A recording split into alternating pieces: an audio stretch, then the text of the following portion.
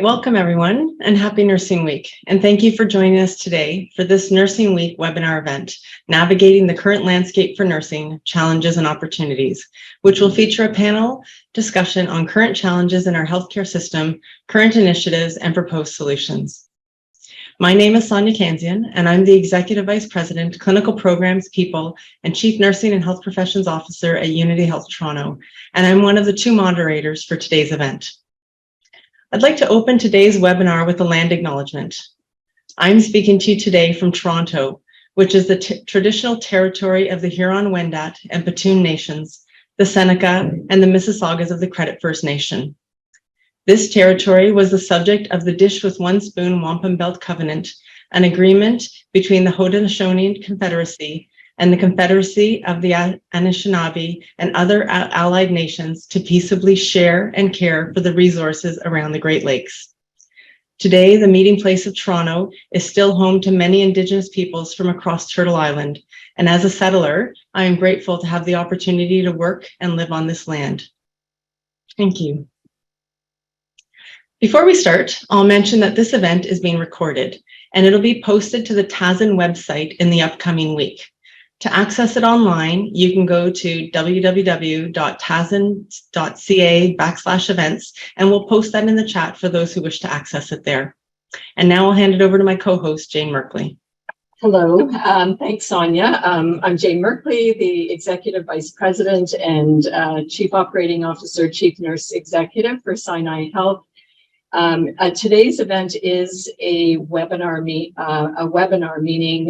only the panelists and the moderators can turn on their audio and video. If you want to turn on live chat, captioning, you can do so by clicking Show Caption at the bottom of your screen and follow the instructions prompted.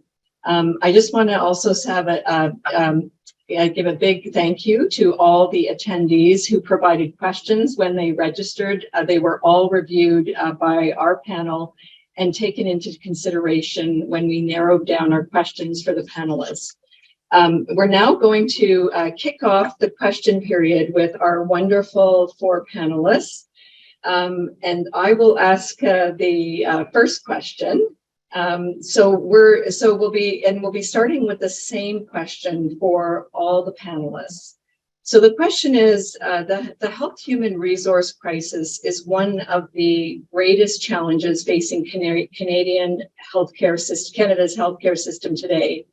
This is attributed to many factors, including a dwindling supply of nurses and other healthcare workers, lower retention rates, and workplace conditions that are placing even further pressures on our workforce. As we look across the nation, we are seeing various innovative approaches to solutions to the current challenges. And these range from new models of care, mandated patient ratios, financial incentives, to as well as expanded scopes of practice, just to name a few. I realize that each of you do not have a crystal ball, but we would like to open today's session by asking each of you to speak to, just for a few minutes, what you see as some of the key opportunities for action to support nursing and healthcare in Ontario. Thanks, Jane. So that's a big question, and I look forward to hearing the insights from across our panel. And first up is going to be Dr. Lee Chapman. So Lee is the Chief Nursing Officer of Canada, and she is committed to advancing the nursing profession in Canada to ensure equitable access to quality care. In her role as Chief Nurse Officer of Canada, she provides strategic advice to Health Canada, plays a convening role on key nursing issues, and represents the federal government at public forums. Lee is a registered nurse who received her PhD from the University of Toronto's Lawrence S. Bloomberg Faculty of Nursing. And over the past 20 years, she's gained a deep understanding of nursing by working in both frontline and clinical leadership capacities. In addition to her role as CNO for Canada, Lee continues to work at a community-based consumption and treatment site in Toronto, where she provides harm reduction services and frontline care. Over to you, Lee, for your response to our first question. Thank you so much, and bonjour à tous. Happy National Nursing Week. I want to just start by acknowledging that this is an important time to celebrate the profession, and certainly this year's theme of Our Nurses, Our Future really does showcase the integral role that nurses play in Canada's health system. We're very fortunate in Canada to have nurses with such great knowledge and expertise, and I really do commend nurses for the commitment they have shown to the profession and to people, families, and communities across Canada. So in response to your question, it's very clear that the challenges posed by the COVID-19 pandemic have certainly been unrelenting. And despite this, nurses have remained committed to providing quality care to those who need it most. I really recognize the contributions that nurses make and the seemingly insurmountable challenges that nurses continue to overcome. And I'm inspired by the determination and dedication and vitality within the nursing profession. I think that, some of the challenges that you highlighted on retention initiatives are really key. And certainly the reinstatement of the federal chief nursing officer role after more than a decade-long vacancy has come at a critical time in healthcare. I think we can all acknowledge that the current state of healthcare has revealed an opportunity for change. And the expertise and contribution of nurses is critical.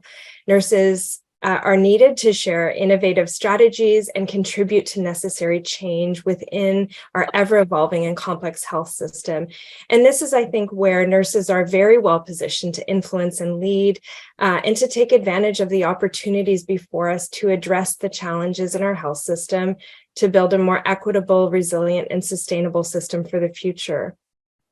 And we can only do this by working together and being united. I think that together we really have the capacity to ensure that we are building a sustainable health system for today and for the future. So certainly my role as Federal Chief Nursing Officer recognizes the contribution of nurses and aims to increase their visibility and input in decision-making at the national level. For decisions that are related to the nursing profession. And since I was appointed, I've really prioritized cross-country engagement with nurses across the country to really set a strong foundation for collaboration, because this bi-directional relationship is key to the success of my role. And so I've really been prioritizing meeting with frontline nurses in clinical settings, as well as faculty and staff in educational institutions to better understand the realities facing the nursing profession today, and helping inform the ongoing conversations to ensure that I'm able to provide strategic advice from a nursing perspective to the health portfolio and Health Canada. So I think these are some key actions to help shape nursing today and in the future. And I'll look forward to further questions to provide more detail. Thank you so much. So great. Thank you, Lee. Our second panelist to answer this question is Dr. Karima Belji. And after a career of over 30 years as a nurse and healthcare leader, Dr. Karima Belji has joined the Ministry of Health as the first Chief of Nursing and Professional Practice and Assistant Deputy Minister in the Ministry of Health in Ontario. Her division is responsible for strategies to optimize Ontario's human resources, as well as develop long-range strategies for capacity planning for its healthcare system, including an innovative and futuristic approach to health human resources. She is an experienced healthcare leader who has held several senior positions, including president and chair of the board of directors of the Canadian Nursing Association from 2014 to 2016. So with that, I'll turn it over to Karima for her response to our first question. Thank you so much, Jane, and thank you, everyone. I really honor the work of nursing. This week is a time for us to reflect on that and celebrate that. So big thank you from me to all of you who are participating in this panel. For all that you do, big thank you. And it's so good to be a part of this panel with all these esteemed panelists. I can't tell you how thrilled I am to see someone like Lee occupying the position of Chief Nurse of Ontario, someone who's immersed in practice and the values and everything we need in a nurse leader who's kind of leading the charge for the country. So there's no doubt, to elaborate on what Lee said, there's no doubt the urgency is in front of us. Some of us are okay to call it a crisis as well, because we are experiencing a reality that's like no other, because there is a juxtaposition between the ever-growing needs of the growing population and the growing aging population, and all that poses to us as challenges and opportunities. But then our HHR being the way it is at this time of our history and life, basically. And to be honest, the shortages that happened just before the pandemic hit were predicted 15 years ago. I was sitting in various tables at CNA, ICN, predicting these shortages are coming, they'll be here in 15 years, and lo and behold, indeed, it happened exactly the way we predicted it. We did nothing really significant about it in 15 years because we thought it'll go away or it's too far off. It may not happen. A bit of an ostrich in the sand approach, frankly. And it happened. And then the pandemic happened. So it kind of blew it all open. And the pandemic, as you know, has stretched beyond the time we ever thought it would. Here we are over 3 years into this journey. So it's kind of blown open, if you will. But I'm a person, I've always been this way. I think it's the way I grew up, I suppose. My mom was very much an optimist, like make lemonade if you're given lemons was her approach. That's the approach I choose to see here in every crisis and urgencies and opportunity that's presenting itself, a silver lining. Leaders may choose to see those doors of opportunity or not, but I think there are windows of opportunity staring at us because we can push on things in a crisis and urgency that you can't push at any other time. So in Ontario, and we can elaborate on that as we carry on in our panel, but there are 4 buckets of innovation that we are pushing hard on because we see those doors opened as opportunities for us. There is an opportunity in the direction of nursing education and innovations in nursing education. So we have a significant expansion of, as you know, nursing education seats in the province. Secondly, a significant expansion of scope of practice for nurses. So picking up things that have been lying dormant, basically in the province, such as RN prescribing, RPN initiation, further removing scope of practice barriers away from nurse practitioners. Third bucket is expediting the pathways to put international nurses who are awaiting registration in Ontario or interjurisdictional nurses to work. Come and work in Ontario. We are not going to steal you from your jurisdiction, but if you want to come here, our job is to remove barriers away. So because we need you in the system badly. And lastly, there is this bucket, what we call the retention and distribution of the workforce. The toughest bucket left for me is that one, because in it lies the big issues of competitive compensation for nurses and proper workplace cultures for nurses. So these are beautiful things moving. Our metrics are speaking for themselves. I can speak to that as we carry on in our conversation, but we are starting to see some movement of numbers in the right direction. I'm very thrilled about that. And I think we can choose to see hope in our future should we all row in the same direction and inflect our profession. Thank you, Karima, for that response. I now have the pleasure of introducing Judy Linton, our third panelist. So Judy is the Chief Nursing Executive and Executive Vice President of Clinical Institutes and Quality Programs at Ontario Health. Judy is a seasoned nurse executive who, to advance evidence-based clinical excellence, helps set standards that drive consistency and enable the delivery of quality care and positive health outcomes. Judy began her career as a registered nurse in critical care, and she's since held key clinical care leadership positions in academic centers and community hospitals, and leadership positions with provincial agencies. Judy is an integral part of the team at Ontario Health that is seeking to transform our healthcare system. Over to you, Judy, for your response. Thank you very much, Sonia, and happy Nurses Week to everybody. I will say, please, I will apologize if my voice breaks up a little bit. I have managed after 3 years to test positive for COVID this morning for the very first time. So apologies if I have to cough a little bit.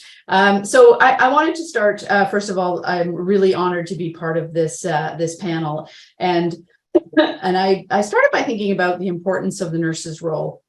And one of my very first management positions in a hospital was in the regional geriatric program in Toronto at what was at that time Queen Elizabeth Hospital, which ages me a little bit. But I remember walking into a patient's room and the patient, and asking the patient, how her day was going. And, she said to me, I know what kind of a day I'm going to have depending on which nurse walks through the door first thing in the morning.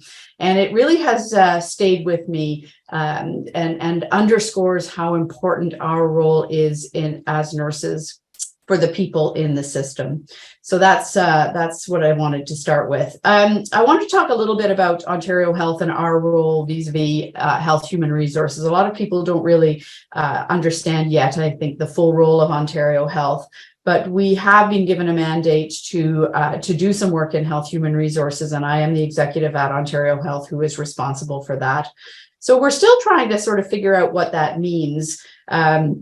But initially, we see ourselves as both a convener of information and a catalyst for innovation. As a convener, we build long-term partnerships and bring system partners together to strategize on retention and to some extent recruitment. We have successful ongoing partnerships with both Karima at the ministry and are really building a strong partnership with Sylvie Crawford, the CEO at the College of Nurses of Ontario. And we support many programs that keep nurses in the system and that bring nurses into the system. We also have programs in place to support bringing other allied health into the systems, PSWs and physicians, advancing physicians into internationally educated physicians into practice. And we need to think about how to fill system gaps. We also maintain a number of cross-sector steering and advisory committees, as well as regional teams to look proactively at monitoring current HHR issues and supporting both long-term and point-in-time risk mitigation. Last summer, we were able to bring together a number of nurse leaders to talk a little bit about their experiences in wave 3 of the pandemic and really try to understand what worked and what didn't work. And I wanted to use that to talk a little bit about some of the innovations that are being proposed across the country and in Ontario. Models of care, for example.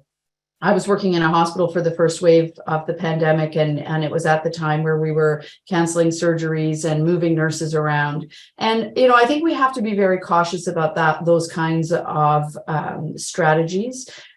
Putting nurses into areas that are not their primary area of practice, I think does bring some risks, and I think it brings some dissatisfaction. So there are a number of things we can do to mitigate that when we have to take those sorts of actions.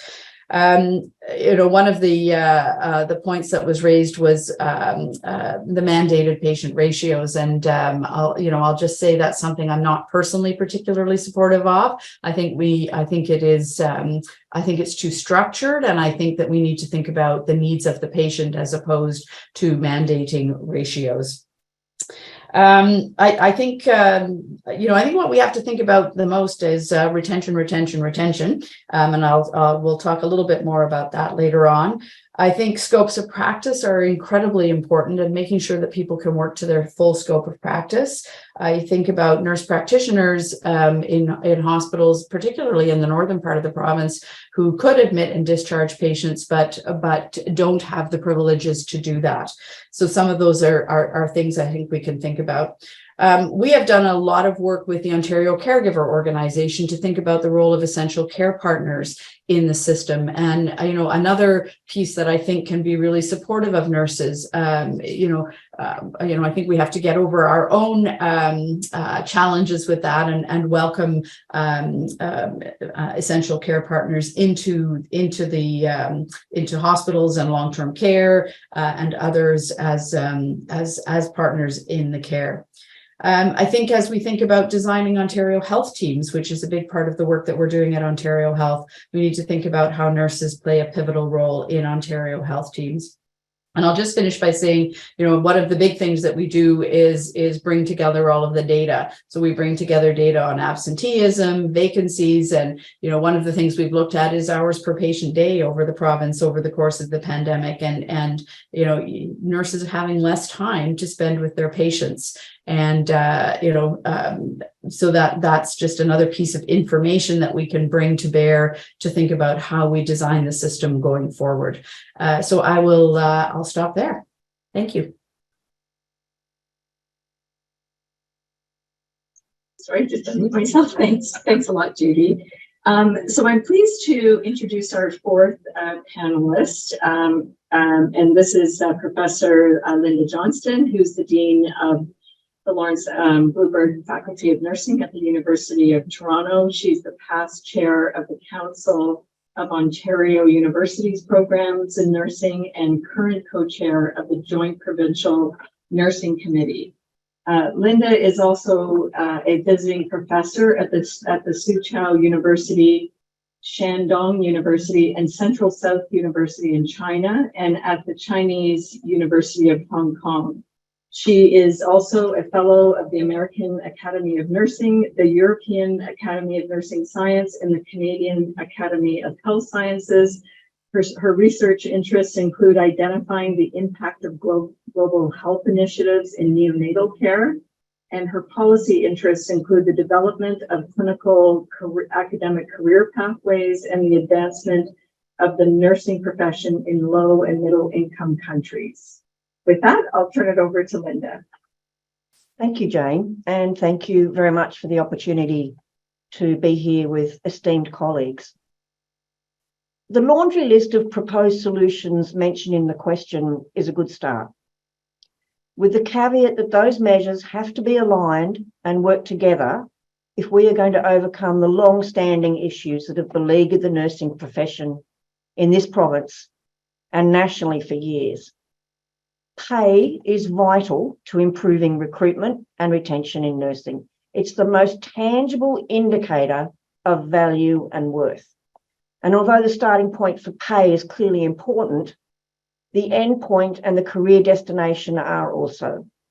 The current situation in which only a small number of nurses are able to progress to top leadership positions cannot provide the stability and the support that's needed for retention, let alone meet the needs of a post-pandemic healthcare system. Second on my list would be a workforce planning system with a commitment to funding the outcomes of that planning. The Your Health Plan commits to expanding access to training with additional BSCN and NP seats. This approach is laudable, but we also need an assessment of what types of nurses are most needed and where. Decanting nurses into a system that continues to generate high levels of stress, burnout, and turnover in staff is not the best use of public money. The current approach to increasing undergraduate seats is still not going to generate the number of nurses we need to address workforce gaps. In addition, there is a need to create sustainable and rewarding careers in nursing that will result in a functional nursing leadership.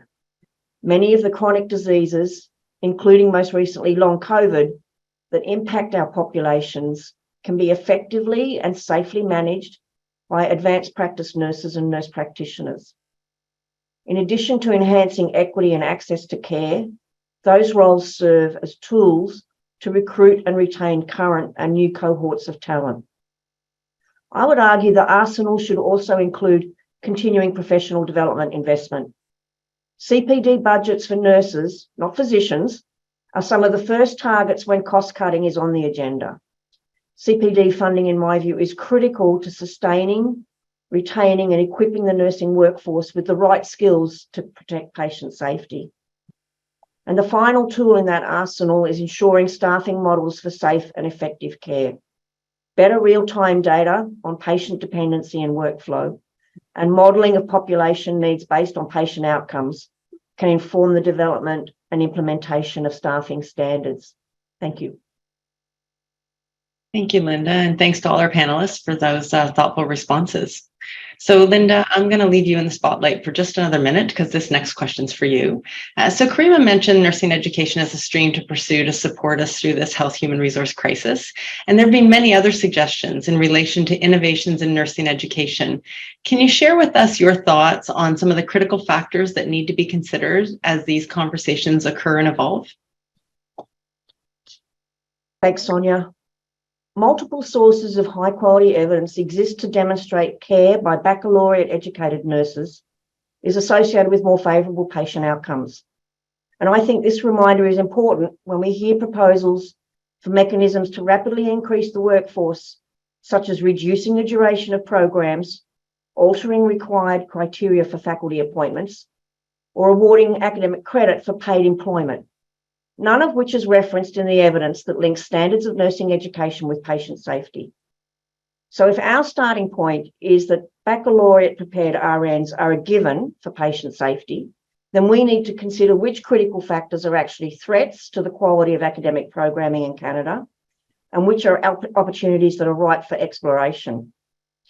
Rapid expansion of programs requires consideration of sufficiently prepared faculty, on-campus classroom capacity, availability of bursaries to support access to programs for students from equity-deserving groups, increased staffing in registrarial and student support services, and probably most pressingly, the availability of clinical placements and preceptors. With demand for placements already well beyond capacity currently, we have to radically adjust the way that we develop entry to practice competencies in our students. I think with an increased reliance on simulation as a likely necessity. This isn't a bad thing. Healthcare is often described as analogous to the airline industry in terms of safety. Pilots do hours of skills training in flight simulators. Many academic programs are already identifying skills development that can be accommodated within the simulation lab versus the placement site. The nursing professoriate's development of enhanced pedagogical approaches to simulation is one of many opportunities I believe that warrants further exploration. I referenced the availability of preceptors as a challenge, and I know the government is considering ways to support and value add to that role, creating a culture of almost a professional responsibility for growing our next generation of nurses. And finally, of course, there won't be academic program delivery without faculty and PhD prepared faculty at that. Where is the appetite for provision of tuition relief for nurses entering PhD programs? We only graduate on average 60 PhDs in nursing across the entire country annually. That has been flat in terms of outputs for the last 8 years. Normally, when people are entering the nursing PhD programs in Canada, it's at a time when they already have family and economic responsibilities. Is there an opportunity for us to consider a tuition relief program for those individuals who wish to enter PhD programs with the express desire to contribute to academic programming, to be able to provide that funding support? I'll leave it there. Thanks, Sonia. So thanks, Linda, for your insights and very thoughtful responses to that question. So the next question that you have is for both Lee and Karima. And the question is that the recent as of right legislation in Ontario has supported jurisdictional mobility for nurses, and other provinces are starting to follow suit. While there are obvious benefits to this new approach, there's also a few areas of concern for both employees and employers. And we're just interested in hearing your thoughts about this. And maybe I'll start with Lee and then turn it over to Karima. Great, thank you very much. And just sort of going back to what my colleague Linda had said around, how clinical placements have been impeded, I think it's very clear that programs like the Supervised Practice Experience Program, like the TAHSN residency program that the federal government recently announced, these are really key programs to try to integrate new grads into practice, whether they're domestic or internationally educated nurses. And while I can't comment on the Ontario as of right legislation specifically, what I can say is that I think it's an indication that, you know, Ontario and many other jurisdictions are looking to harmonize approaches with other provinces and territories across the country. So looking at increasing or accelerating the integration of internationally educated nurses, which includes things like foreign credential recognition, the educational verification, and really kind of streamlining that pathway towards integration of our internationally educated colleagues who choose to come and live and work in Canada.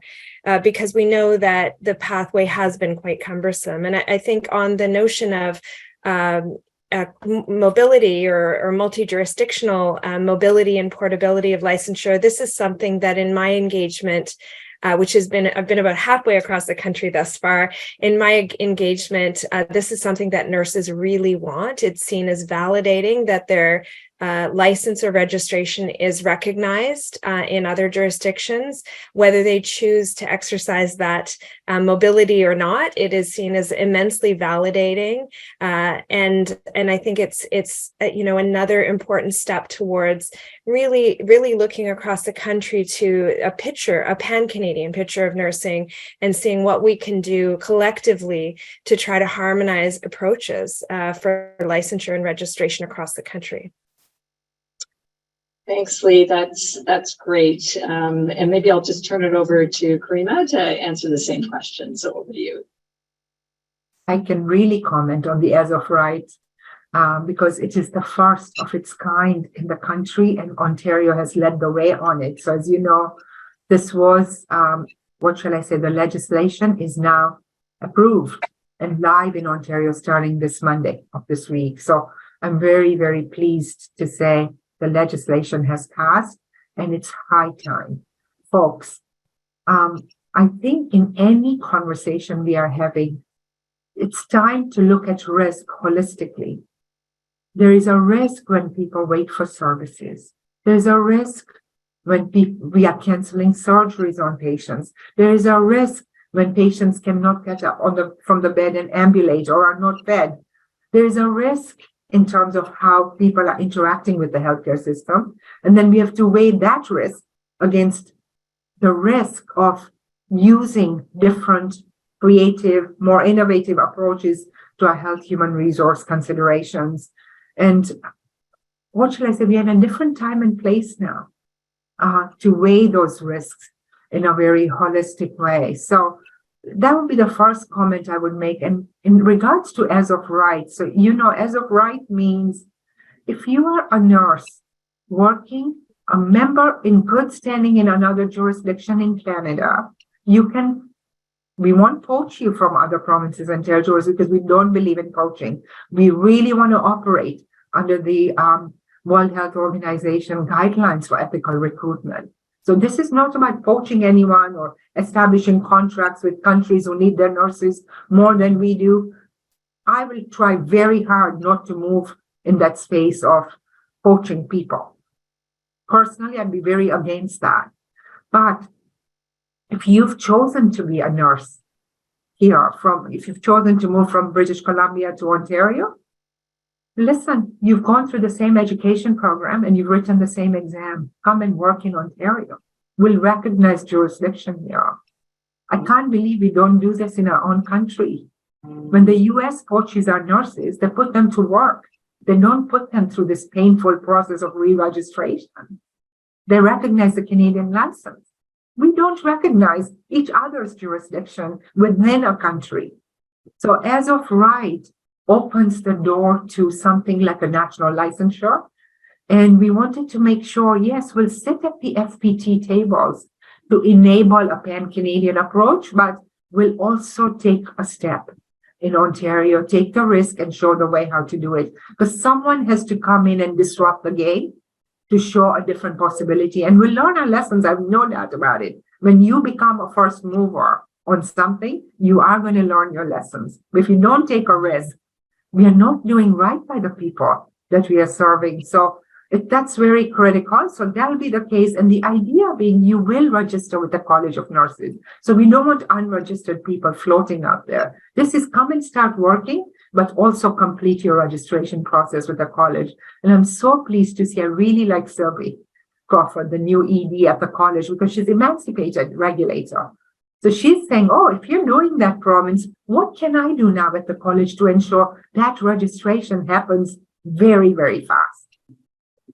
And we got calls from every province and territory. When we announced as of right, every province and territory called us to say, how did you do it? And it was a very simple mechanism in the legislation that we had to do to enable this. So we've been sharing our learning, and now Nova Scotia has surpassed us. So we should now look to Nova Scotia to say, because they've extended their as of right not only to interjurisdictional, but international, some international jurisdictions. We want to go there in Ontario now. I'm also very pleased to say in Ontario, we've led the way now on removing systemic racism from our regulatory approaches. These barriers we've put in the way of international people living their full potential to who they are. We've done this for physicians, we've done this for nurses, we'll do it for other groups. Artificial additional language requirements, artificial Canadian work experience requirements. You can think of barriers, and we had them in the regulatory process. It was taking us an average of 2 years to register an international nurse, even if they were coming to us from the US, UK, jurisdiction where maybe you can say the education program is somewhat equivalent.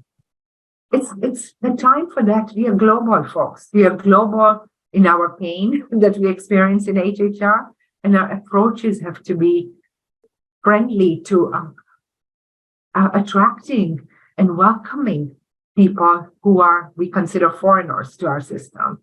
And enough of the elitist approach. It's time for that elitism to go, because our people need nurses desperately in the system. My mom's in a hospital now. I see it.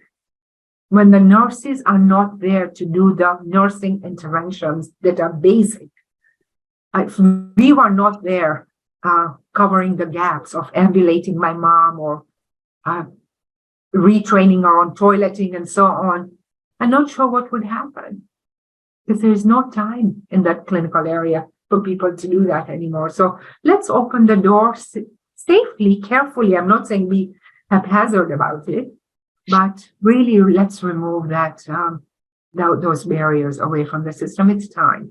And I'm so glad to see movements across the country now in this direction. The Atlantic provinces established the Atlantic Registry for Physicians. You can now work as a physician in any of the 4 Atlantic provinces through a common registry. We need that. And I hope we give birth to our national license in nursing for Canada. Thanks both for those responses. So I have the next question, and this is going to be for Lee and Judy. So switching from recruitment, let's talk about retention. So retention of nurses in the workforce is one of the biggest contributing factors to the current health human resources crisis in Canada. We touched on it earlier, but so for Lee and Judy, can you tell us what strategies have been proposed or implemented in our efforts to address this current challenge? And Lee, I think we start with you. Okay, thank you very much. I'm really glad you asked about retention. There's lots of focus, understandably, at the provincial and territorial level across the country on recruitment, ensuring that they have enough health human resources, enough nurses to keep the lights on in healthcare organizations. But there's an equal need to focus, or perhaps even more important need to focus on recruitment. And I think what we're learning about recruitment at this time in the pandemic is that it is different. Nurses, as my colleague Judy had mentioned, the sort of forced redeployment and the way in which nurses were utilized over the course of the pandemic has really eroded the profession and created real pathology, like not just burnout, but actual moral injury. So I think retention is key. And this is something that I've really prioritized in the first year of my role, of the first year of my appointment.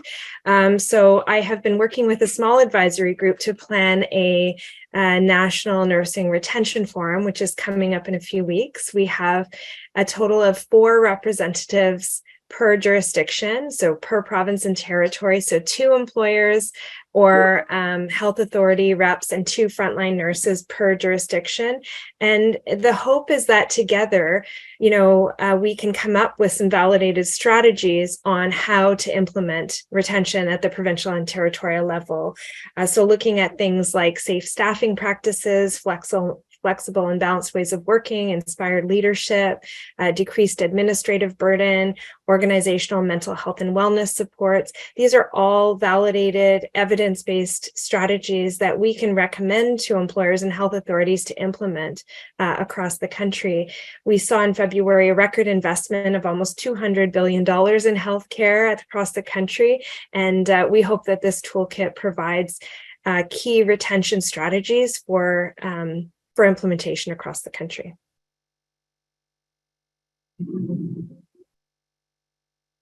Okay, I hope you can hear me. I think I dropped off there, but I think I'm back. Apologies, that was not good timing. As I think is very clear, we're not magically creating hundreds and thousands of new nurses to solve this problem. So retention is of critical importance. I will say that, some of the programs that Ontario Health is working in partnership with the ministry on, have been successful in bringing some new nurses into the system. The latest number is that we're close to 1,800 internationally educated nurses who have gone through the supervised practice experience program, and that is a program that is done with Ontario Health, the ministry, and the College of Nurses collaboratively. So a really successful program, small number, but it's 1,800 we didn't have 14 months ago.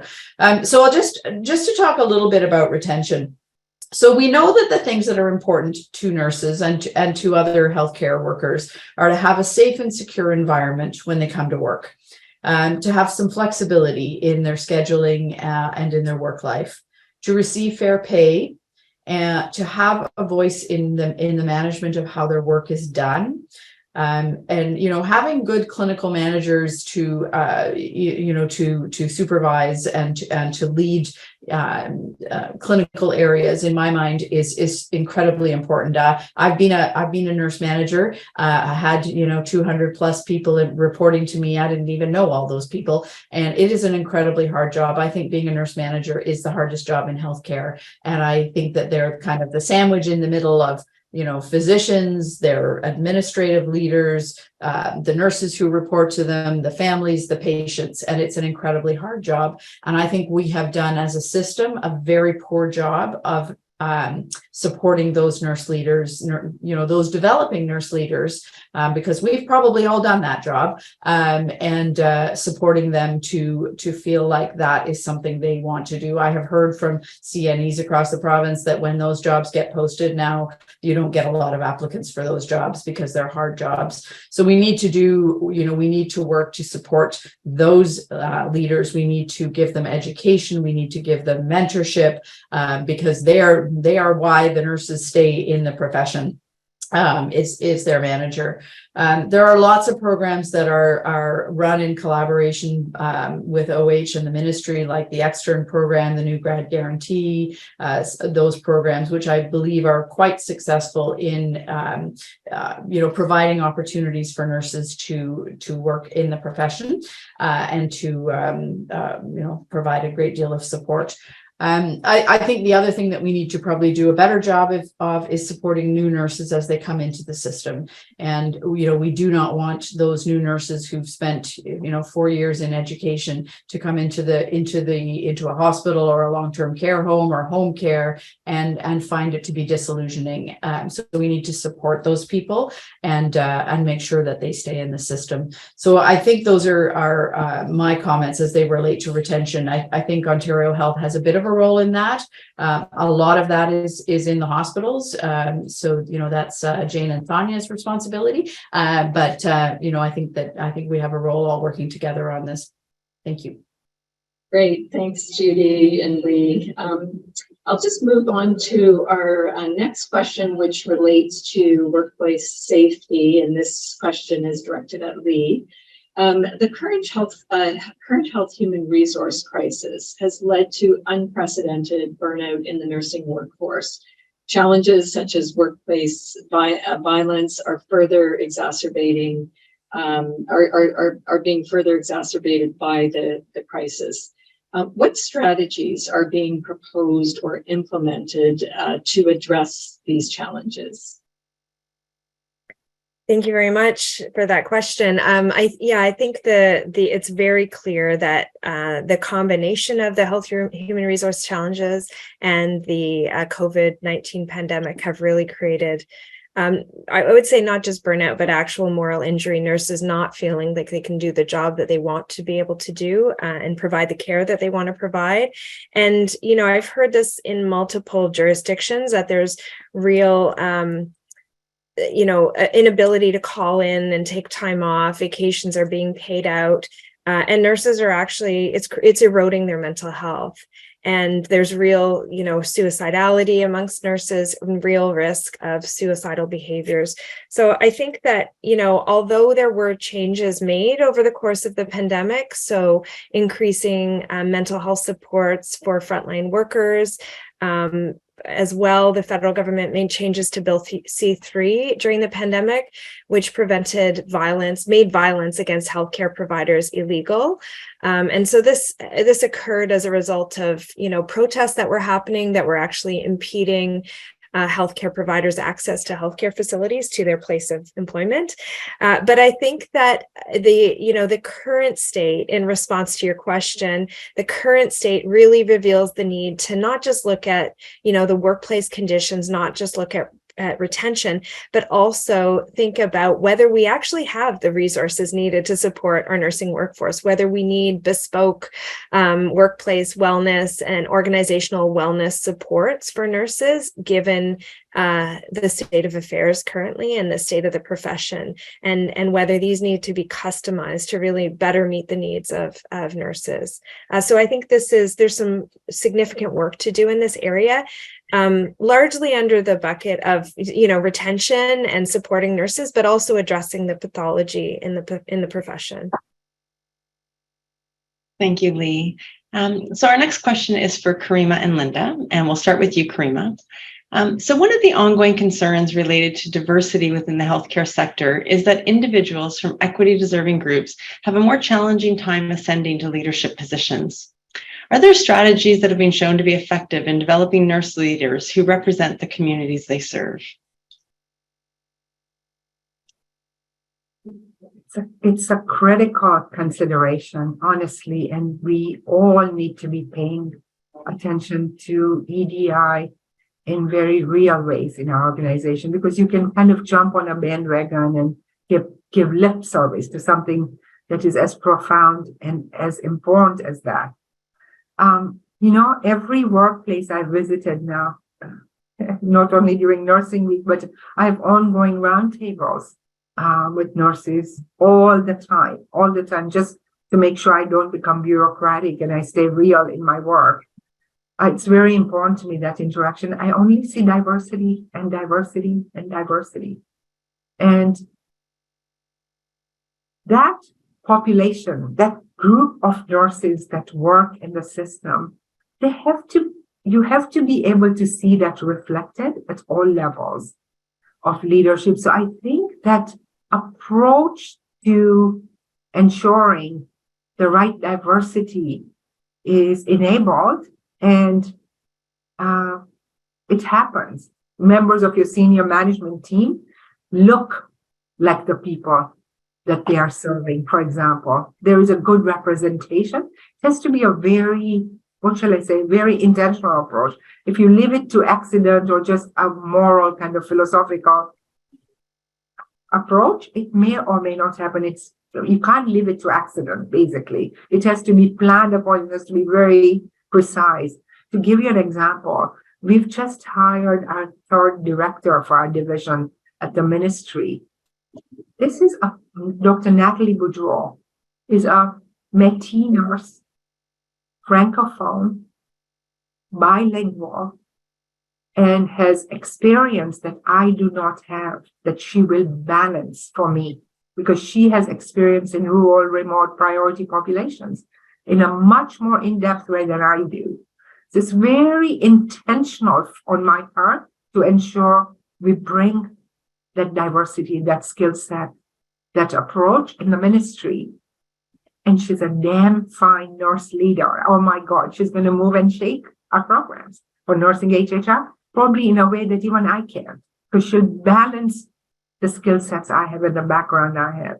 And I'm a person of a diverse background as well. I know when Catherine then was hiring into this role, diversity was a critical, important consideration for her as well. Yes, she wants a meritocratic individual, someone who has the knowledge and skill and seasonality to do this work, but she wants diversity at her table, and she was very intentional about it.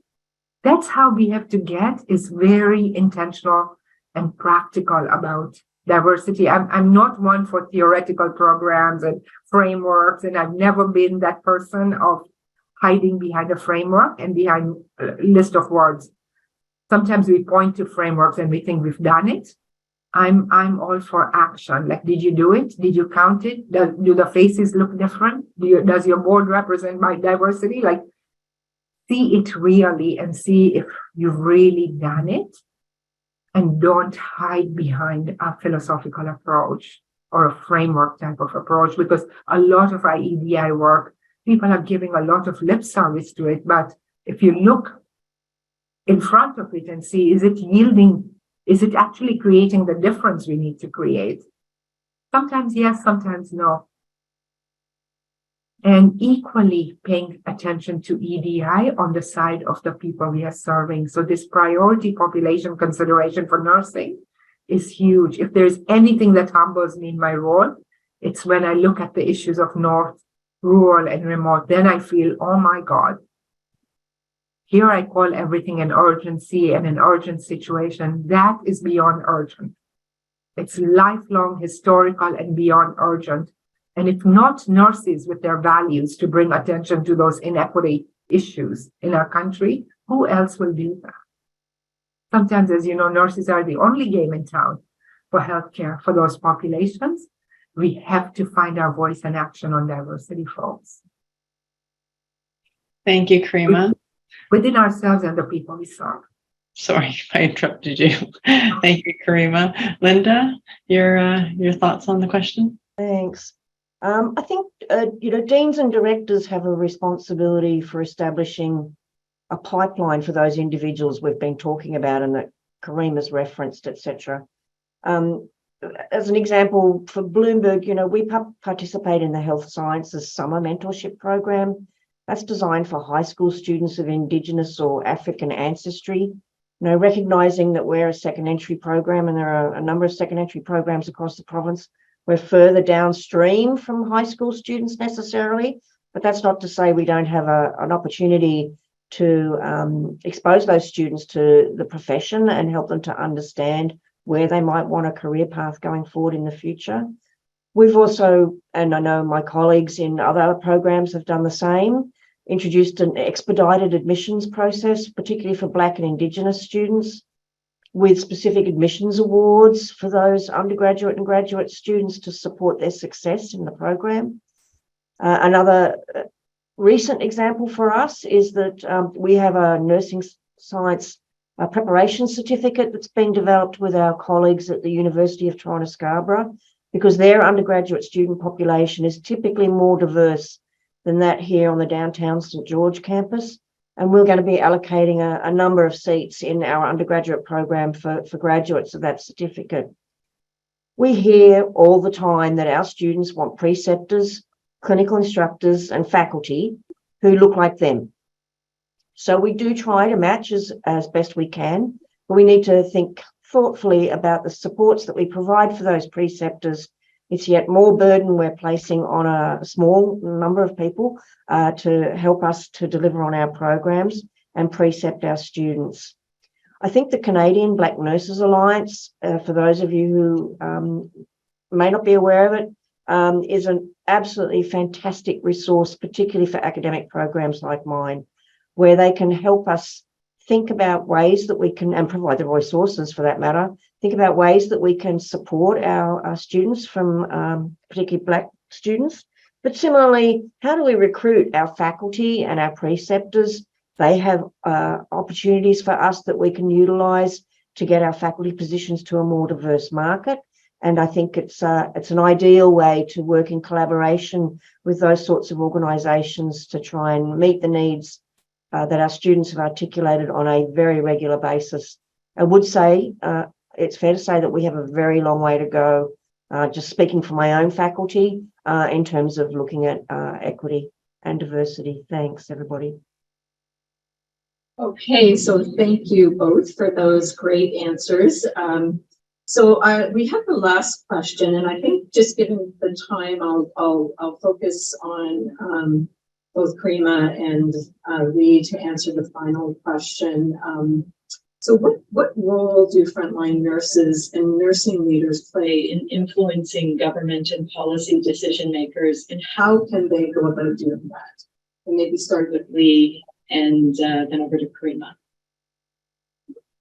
Great. Well, it's a great question. And I think that frontline nurses absolutely have a role to play. And there's many, many ways to get involved, whether it's through shared governance opportunities, nursing practice councils, extra organizational engagement in policy and health policy writ large. It doesn't have to be necessarily nursing policy, but I think there's a number of ways to really amplify the voice of nurses.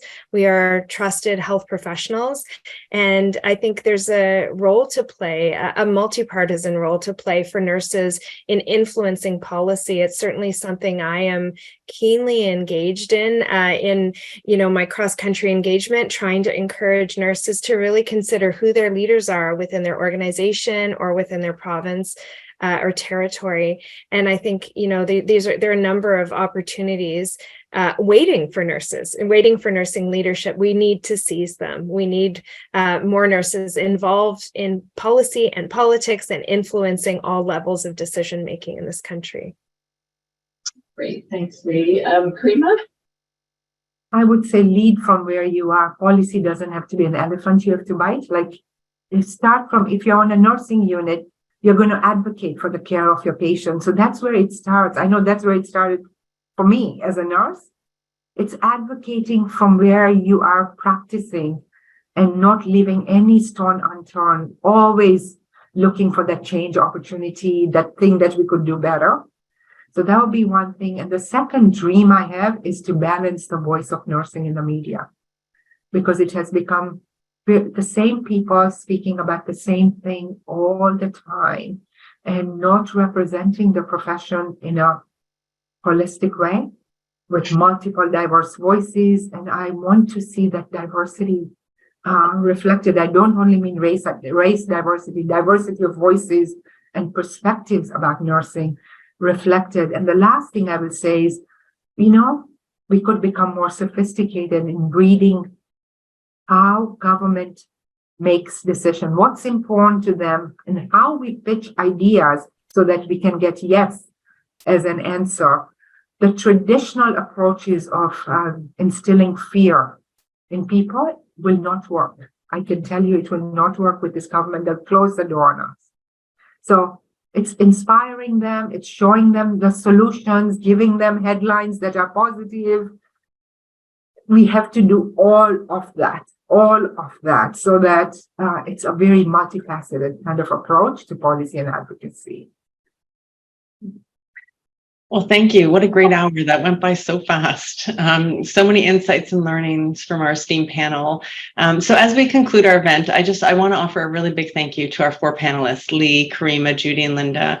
And I thank you not only for your time today, but also for your ever-present leadership and your efforts to bring action to all that is needed to support nursing and the healthcare system as we go forward. It's been an honor to be here with you today. And to our nursing colleagues who joined us today, thank you to each and every one of you for all that you do each and every day across our province, for our patients, and for our healthcare system. And with that, I guess just a reminder that the recording will be on the TAHSN website within the week, and we'll get that shared as quickly as we can. And thank you everyone for joining us today. Wishing everyone good health and a wonderful nursing week. Enjoy the rest of your day. Bye-bye.